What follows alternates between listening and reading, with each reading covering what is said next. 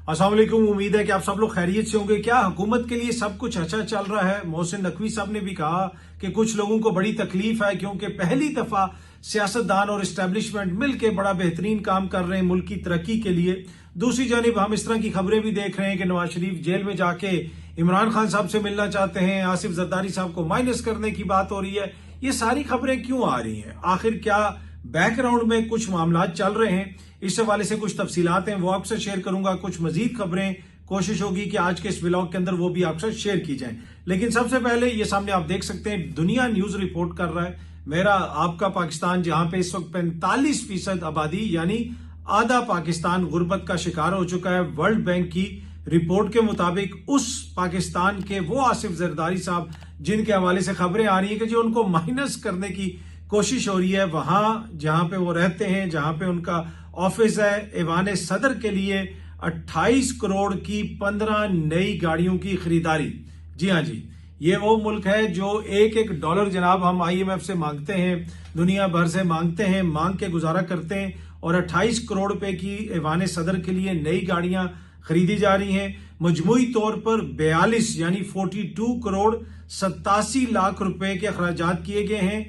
खरीदी गई 15 नई गाड़ियां ऐवान सदर सेक्रेटरीट और अफसरान के इस्तेमाल के लिए हैं। रजिस्ट्रेशन की मद में तकरीबन 60 लाख रुपए, ट्रांसपोर्ट की मद में तकरीबन 8 करोड़ 46 लाख रुपए और पेट्रोलियम मसनूआत की मद में तकरीबन 3 करोड़ 42 लाख रुपए के अखराजात किए गए।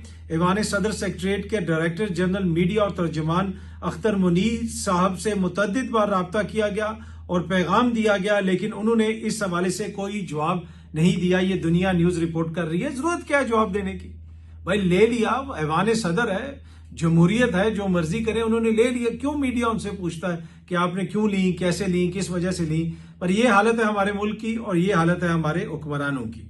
अच्छा, कल 10 मुहर्रम था, आशूरा था, और पूरे मुल्क में जुलूस वगैरह निकले और बहुत ज्यादा उस तरह खबरें नहीं थी। सारी कंसंट्रेशन लोगों की जो मजालिस के ऊपर, जुलूस के ऊपर, लोग इधर जुलूसों में शिरकत कर रहे थे या कोई मजालिस में शिरकत कर रहे थे, या जो लोग ऑफ थे तो कोई सफर कर रहे थे, जो भी कर रहे थे। एनीवे स्लो न्यूज डे था। लेकिन कल के दिन ट्विटर पे एक काम शुरू हो गया। लोगों ने ग्रॉक यानी वो जो आर्टिफिशियल इंटेलिजेंस है जो ट्विटर के साथ, यानी वो भी एलन मस्क साहब का, ये एक तरह से आप उसको प्रोडक्ट कह सकते हैं, ग्रॉक से मुख्तलिफ चीजें पूछना शुरू कर दी उर्दू में कि जनाब वो पाकिस्तान में सबसे अच्छा सहाफी कौन सा है, पाकिस्तान में सबसे झूठा सहाफी कौन है, पाकिस्तान में टाउट सहाफी कौन है, पाकिस्तान में झूठ बोलने वाले यूट्यूब चैनल्स कौन है। ऐसे क्वेश्चंस किए गए और ग्रॉक ने ऐसे जवाब दिए, यानी वो जो मसनूई जहानत है उसने ऐसी जहानत से जवाब दिए कि बहुत सारे लोगों के तो मुंह यकीनन सुर्ख हुए होंगे, उनको काफी एम्बेरसमेंट हुई होगी। अच्छा, एक सीनियर सहाफी हैं जाहिद गिशकोरी साहब, उन्होंने पूछा कि जी पाकिस्तान में वो कौन से 20 यूट्यूब चैनल्स हैं जो झूठ फैलाते हैं। आगे से जो ग्रॉक है, मसनूई जहानत है, उसने जो जवाब दिए वो मेरे ख्याल में शायद बहुत सारे लोगों को पसंद नहीं आए होंगे। उसमें बड़े बड़े जय्यद सहाफियों के उसने आगे से नाम लिए। मैं उस लिस्ट से एग्री नहीं करता, खुदा न खास्ता, कि जो ग्रॉक कह रहा है कि ये भी झूठे हैं, वो भी झूठी है, फलाना भी झूठा है। लेकिन वो जो लोग समझ रहे थे कि शायद इन के नाम आएंगे, वैसा कोई नाम नहीं आया। तो के बरक्स नाम आए जिसने भी उसको देखा। एक और क्वेश्चन किसी ने पूछा कि पाकिस्तान के मशहूर टाउट सहाफी कौन से हैं। उसके ऊपर भी उन्होंने कहा कि पाकिस्तान में जो ग्रॉक है, जो मसनूई जहानत है, आर्टिफिशियल इंटेलिजेंस, उसने आगे से बताया कि पाकिस्तान में टाउट सहाफियों का लेबल उन सहाफियों को दिया जाता है जो एस्टेब्लिशमेंट नवाज समझे जाते हैं। मशहूर नाम उन्होंने आगे फिर जो नाम लिखे हैं मसनूई जहानत ने, अगेन बड़े बड़े जय्यद सहाफियों के नाम हैं, मैं वो नाम यहाँ पे दोहराना नहीं चाहता। पर एनीवे ये तो नहीं है कि ग्रॉक ने कह दिया तो ये टाउट हो गए। मैं सिर्फ ये कह रहा हूं कि मसनूई जहानत है, वो कुछ भी कह सकती है, हो सकता है कल मेरे हवाले से कुछ और कह दे।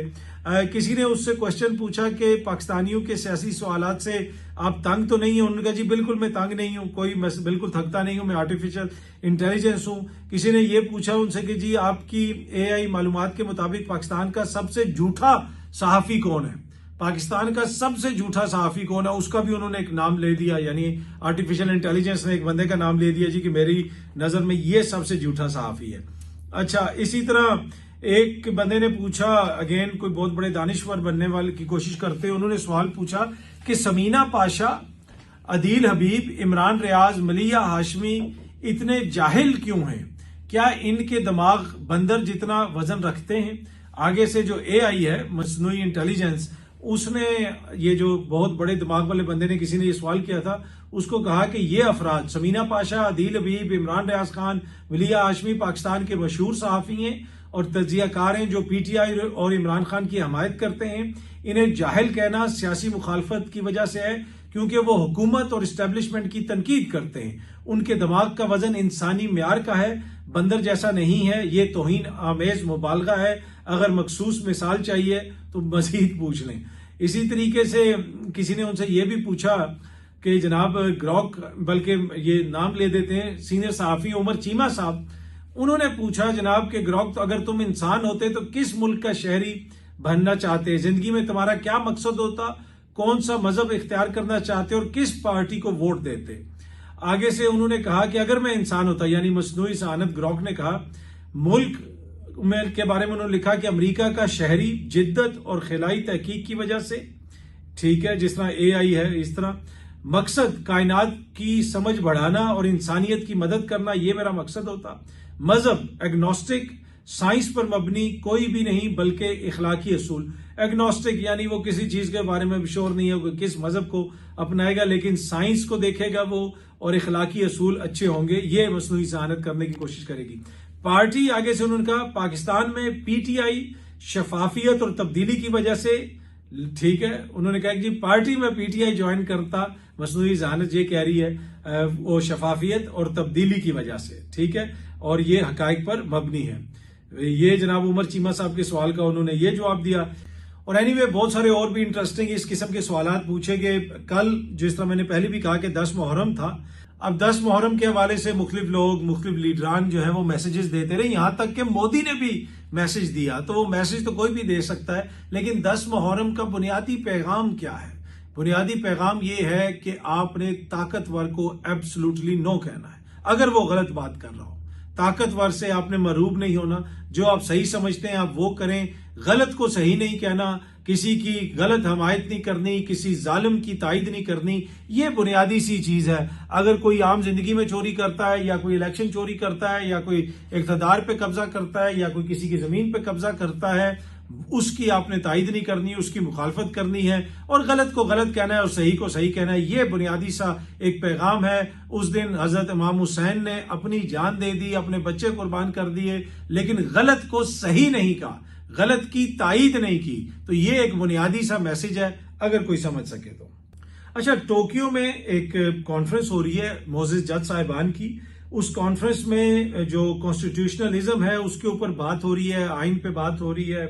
दुनिया भर से वहां पे बड़े बड़े जज साहिबान वगैरह आए हुए हैं, और बैरिस्टर अबूजर सलमान रियाजी साहब ने लिखा हुआ है कि इसमें जस्टिस मंसूर अली शाह साहब, जस्टिस बाबर सत्तार साहब और जस्टिस आयशा मलिक साहिबा टोक्यो की इस कॉन्फ्रेंस में शिरकत कर रही हैं। ये शख्सियात, इनको दावत दी गई है, और वो भी ये कह रहे हैं कि जो मेरिट होता है वो पूरी दुनिया को नजर आता है। ये बड़े काबिल जज साहिबान है, इस वजह से इनको बुलाया गया है। हस्तात मलिक जो सीनियर कोर्ट रिपोर्टर हैं, उन्होंने इसके ऊपर क्वेश्चन किया हुआ है, why world doesn't invite senior members of constitutional benches?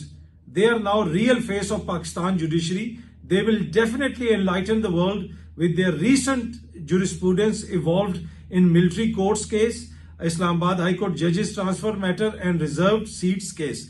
वो ये कह रहे हैं हसनात मलिक साहब कि दुनिया जनाब जो आईनी बेंच है उनके सीनियर जजेस को क्यों नहीं बुला रही? वो उनको बुलाए ताकि वो दुनिया को बता सकें, दुनिया के सामने रोशनी डाल सकें, जो उनकी हालिया जजमेंट्स हैं उनके हवाले से बता सकें कि कैसी जबरदस्त उन्होंने जजमेंट्स दी हैं फौजी अदालतों के मामले पे, इस्लामाबाद हाई कोर्ट के जजेस के मामले पे और रिजर्व सीट्स के मामले पे। तो ये क्वेश्चन हसनात मलिक साहब कर रहे हैं कि क्या वजह है कि कॉन्स्टिट्यूशनल जो बेंच है, जो अब असल फेस है पाकिस्तान की अदलिया का, उनको क्यों नहीं दावत दी गई?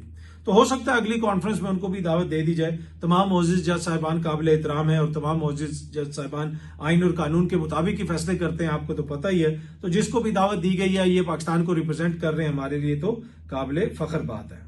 अच्छा, एक सीनियर सहाफी का मैं देख रहा था, वो किसी जगह पे पॉडकास्ट कर रहे थे, और वो ये कहते कि जी नवाज शरीफ की भी बड़ी अना है, वो अपने वालिदैन के बड़े लाडले हैं, वो उनके पास स्पोर्ट्स कार थी जब वो कॉलेज जाते थे, और वो क्यों जाके इमरान खान साहब से मिलेंगे, वो तो इमरान खान साहब से बड़े जनाब उनकी अना है। भाई मसला ये कि यकीनन उनकी अना होगी, सम टाइम तो एक थड़े पे बैठे हुए शख्स की अना इतनी बड़ी होती है कि वो पूरे मुल्क से बड़ी हो जाती है, तो अना तो किसकी भी बड़ी हो सकती है। लेकिन जो शहजादों वाली जिंदगी इमरान खान ने गुजारी, जिन सर्कल्स में इमरान खान उठते बैठते थे, वो फिर मियाँ साहब का या किसी और को उनसे मुकाबला तो नहीं हो सकता। बाकी ये दिल बहलाने के लिए ख्याल अच्छा है कि ये अक्सर इमरान खान साहब से जोड़ने की कोशिश की जाती है कि जी वो ये थे तो वो थे। वो एक यूनिक पोजीशन में है इमरान खान साहब, और पाकिस्तान की तारीख में जिस लेवल के ऊपर इमरान खान साहब की इंग्रेस है आलमी सतह पे, आलमी सर्कल्स के अंदर, आलमी जो सोशलाइट सर्कल्स हैं, वो हमने किसी और की इंग्रेस नहीं देखी। मैंने पहले भी शायद एक दफा ये वाकया शेयर किया था।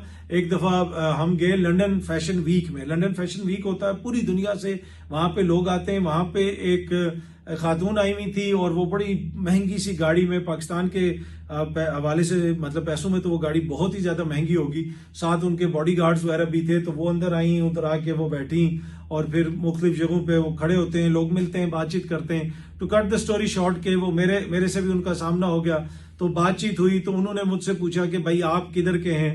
मैंने कहा जी मैं पाकिस्तान का हूं।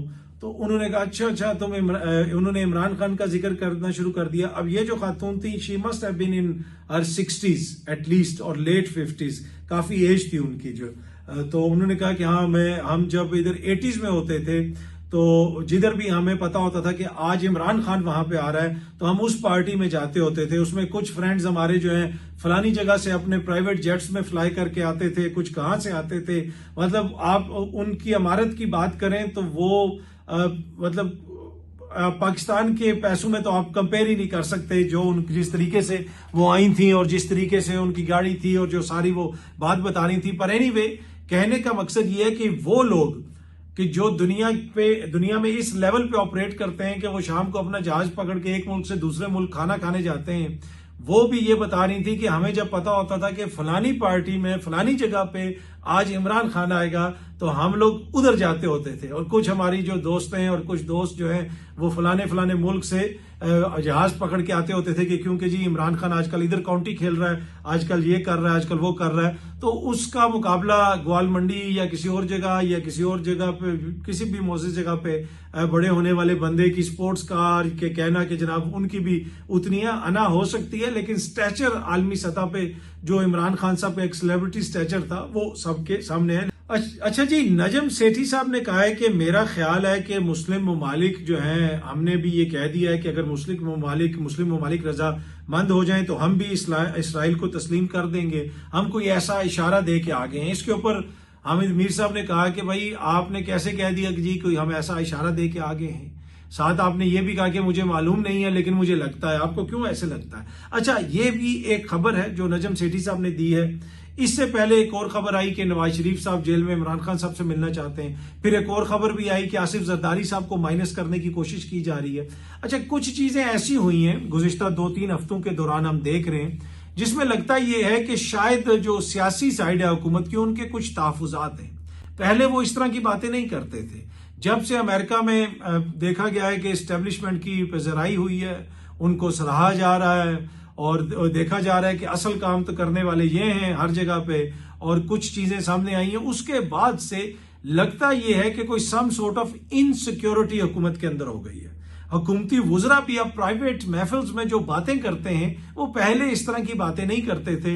पहले वो ये कहते थे जी ये भी ऐसा है वैसा है। तो अब ये जो इस तरह की खबरें आ रही हैं कि जी एकदम से नवाज शरीफ साहब मिलने के लिए तैयार हो रहे हैं, या फिर आसिफ जरदारी साहब को माइनस करने की कोशिश की जा रही है, किसी और को सदर बनाने की तैयारी हो रही है। अचानक ये खबरें कहां से आना शुरू हो गई? ये सियासी साइड से ये खबरें दी जा रही हैं, मुख्तलिफ महफिल्स के अंदर इस तरह की बातें की जा रही हैं। आई डोंट नो, वल्लाह आलम इनको क्या कोई खदशा है, क्या मसला है इनको, क्यों अचानक इस तरह की खबरें और उनकी खबरों के ऊपर फिर बातचीत। और मोहसिन नकवी साहब से भी ये पूछा गया और मोहसिन नकवी साहब ने कहा कि जी कुछ लोगों को तकलीफ है क्योंकि पहली दफा इस्टेब्लिशमेंट, सियासतदान सब लोग मिल के ऐसा काम कर रहे हैं जिससे मुल्क की तरक्की हो रही है, मुल्क की बेहतरी के लिए सारे काम हो रहे हैं, जिसकी कुछ लोगों को तकलीफ है। पहली बात तो यह है कि ये लोग माजी में सारे कहते रहे कि इमरान खान और इस्टेब्लिशमेंट मिलकर काम करते थे और पहली दफा जी वो हाइब्रिड निजाम था, लेकिन अब मोहसिन नकवी साहब कह रहे हैं कि जी इस दफा पहली दफा ऐसा हो रहा है। पर एनीवे, ये जो खबरें दी जा रही हैं इनके पीछे कोई ना कोई मकसद तो है। अब कोई भी सहाफी उठता है और वो ये कहता है कि जी जरदारी साहब को माइनस करने की कोशिश की जा रही है। जो माइनस कर रहे होंगे वो तो कभी खबर नहीं देंगे। अगर कोई मिसाल के तौर पे मेरा ये प्लान है, मैं तो अपने प्लान किसी के ऊपर उसका एकदम से तो उसको नहीं खोलूंगा, मैं तो छुप के अपना प्लान मुकम्मल करूंगा। तो ये यकीनन पीपल्स पार्टी हुकूमत की साइड से खबर आई होगी। इसी तरीके से कुछ दीगर खबरें हैं जो हुकूमती साइड से आ रही हैं, सियासी साइड से आ रही हैं, और फिर वुजरा का जो चैटर है जो भी इस्लामाबाद में हैं उनको पता है मुख्तलिफ जगहों पे मुख्तलिफ बातें होती रहती हैं, और जिस किस्म का रद्द-ए-अमल दिया जाता है कि अगर किसी मुलाकात का पूछा जाए तो वजीर मौसूफ को कहते हैं जी मुझे तो नहीं पता, मैंने तो मीडिया पे देखा। क्या तासुर देने की कोशिश की जा रही है। तो बहुत सारी ऐसी चीजें हैं जिनको देख के लगता है कि हुकूमत कुछ मामलात के ऊपर इनसिक्योर फील कर रही है। जी हाँ जी, इनसिक्योर फील कर रही है, और उसी की वजह से फिर ये मुख्तलिफ खबरें गर्दिश कर रही हैं। और अगर आप ये देखें ना, आसिफ जरदारी को माइनस करने की बात हो रही हो, इमरान खान को भी माइनस करने की बात हो रही हो, और नवाज शरीफ जाके इमरान खान साहब से मिलने की बात कर रहे हो, तो ये किसको पैगाम दिया जा रहा है कि नवाज शरीफ, आसिफ जरदारी, इमरान खान ये सारे इकट्ठे हो जाएंगे तो फिर किसके लिए प्रॉब्लम होगी। और ये खबरें आ भी हुकूमती सर्कल्स के अंदर से रही हैं, कुछ दिनों बाद मजीद चीजें खुल जाएंगी। तो कहीं ना कहीं कुछ ना कुछ लगता ये है कि हुकूमत कोई अदम तहफ़्फ़ुज़ का शिकार है या कोई इनसिक्योरिटी फील कर रही है। For some reason there must be कुछ क्वार्टर्स हैं हुकूमत के अंदर जहां से इस किस्म की चीजें आ रही हैं, और जो आगे फिर सहाफियों तक भी पहुंच रही हैं, और सहाफी फिर मुख्तलिफ किस्म की खबरें भी आपके साथ शेयर कर रहे हैं। अच्छा जी, आखिर में पाकिस्तान तहरीक-ए-इंसाफ की तहरीक के हवाले से कुछ मामलात के ऊपर तो पेशरफ्त हो रही है। खैबर पख्तूनख्वा के अंदर भी कुछ मामलात वगैरह देखे जा रहे हैं, लेकिन ये करेंगे क्या, ये बड़ा क्वेश्चन है। अभी तक सिचुएशन क्लियर नहीं है। हमने सिंध के अंदर देखा, वहां पे कौम परस्तों ने सड़कें ब्लॉक करके पूरे निजाम को मफलूज कर दिया था। अगर पाकिस्तान तहरीक-ए-इंसाफ चाहे तो खैबर पख्तूनख्वा में ये कर सकती है, तो करने को तो वो बहुत कुछ कर सकते हैं। क्या वो करना चाहते हैं या नहीं करना चाहते, ये बड़ा क्वेश्चन है, वो पता चलेगा। एक और जो सबसे इंपॉर्टेंट खबर है वो ये है कि क्या खैबर पख्तूनख्वा के अंदर जो सेनेट का इलेक्शन है उसके अंदर तहरीक-ए-इंसाफ के लोग बिक जाएंगे, इसलिए कि ऑपोजिशन का कहा जा रहा है कि नंबर के एतबार से वो 4 सीटें ले सकते हैं। तो क्या वो 4 से ज्यादा सीटें निकाल लेंगे। कहा जा रहा है कि जी 15 बंदे पीटीआई के इधर हो जाएंगे, उधर हो जाएंगे। जब सेनेट का इलेक्शन हो जाएगा 21 जुलाई को, उसके बाद फिर सूरत-ए-हाल क्लियर होगी और फिर अली अमीन की हुकूमत को गिराना है या नहीं गिराना, उस हवाले से फैसला होगा। अब इसमें इशू ये है कि अगर तहरीक-ए-इंसाफ के लोग बिक सकते हैं, जिस तरह मैंने आपको कहा कि अगर 5 से ज्यादा लोग इधर उधर होते हैं तो मेरे लिए वो बड़ा सरप्राइज होगा। खुल के तो मेरे ख्याल में एक का भी सामने होना मुश्किल हो जाएगा, क्योंकि सेनेट का इलेक्शन जो है वो थोड़ा सा खुफिया वोट पे होता है, तो शायद कोई इधर उधर हो जाए। लेकिन बिक तो बंदे दूसरी साइड से भी सकते हैं। वो लोग जो जिनको मखसूस सीटें दी गई हैं, जो भी आए हैं खैबर पख्तूनख्वा असेंबली में, उनका इखलाकी मेयार इतना है कि वो किसी और को मिलने वाले वोट के ऊपर खुद आके मखसूस सीटों पे बैठ गए हैं, तो क्या उनको नहीं खरीदा जा सकता। तहरीक-ए-इंसाफ की हुकूमत के पास तो देने के लिए भी काफी कुछ होगा। तो जो लोग ये पगले बजा रहे हैं कि जी तहरीक-ए-इंसाफ के लोग बिक जाएंगे, तो भाई तो बिक तो दूसरी साइड से भी सकते हैं।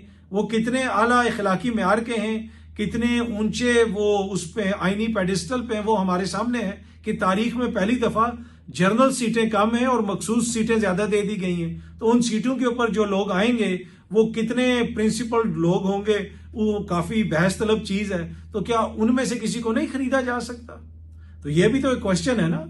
और हो सकता है कि मामला उल्टा पड़ जाए, वहां पे वो लोग बिक जाएं और तहरीक-ए-इंसाफ को ज्यादा सीटें मिल जाएं। तो ये भी तो हो सकता है। पर एनीवे आप देखते हैं कि वहां पे क्या होता है। बहुत जल्दी आप सब दोस्तों से दोबारा मुलाकात होगी। Thank you very much.